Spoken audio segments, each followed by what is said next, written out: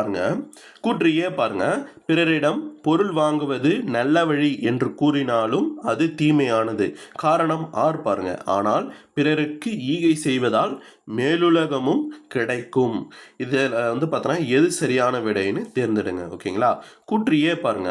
பிறரிடம் பொருள் வாங்குவது நல்ல வழிதான் அப்படின்னு என்றாலும் அது தீமையானது அப்படின்ட்டு வள்ளுவர் சொல்கிறாரான்னு கேட்டிங்கன்னா ஆமாம் சொல்கிறார். ஓகேங்களா. பிறரிடம் இருந்து ஒரு நல்ல வழியில் தான் நீ அந்த பொருளை பார்த்தோன்னா வாங்கியிருக்க அப்படின்னாலும் வாங்கிறது பார்த்தோன்னா என்னதான் தீமையானதான். ஓகேங்களா. வாங்குற முறை பார்த்தோன்னா தீமையானதான். ஓகேவா. பிறரிடம் நீ ஆசித்தோ அல்லது உதவியாக கேட்டோ நீ என்ன பண்ணுற ஒரு பொருளை பார்த்தோன்னா நல்ல வழியில் வாங்குற. ஓகேவா. கெட்ட வழியில் இல்லை, நல்ல வழியில் வாங்குற அப்படின்னாலும் அது பார்த்தோன்னா தீமையானது அப்படின்ட்டு வள்ளுவர் சொல்கிறார். ஓகேங்களா. அப்போ கூற்று பார்த்தோன்னா சரி.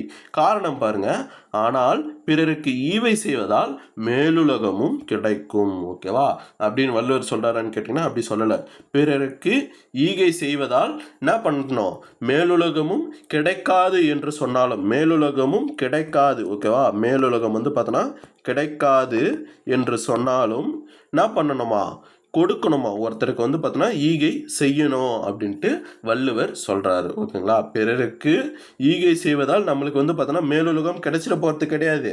ஆனாலும் என்ன பண்ணோம், ஈகை பார்த்தோன்னா பிறருக்கு செய்யணும் அப்படின்ட்டு வள்ளுவர் சொல்கிறாரு. அப்போ காரணம் பார்த்தோன்னா நான் தப்பாக கொடுத்துருக்கேன். காரணம் தப்பு, கூற்று சரி. ஓகேங்களா. அப்போது இதற்கு எது சரியான விடைனா ஆப்ஷன் ஏ தான் பார்த்தோன்னா சரியான விடை. ஓகேங்களா. நீங்கள் இந்த வீடியோ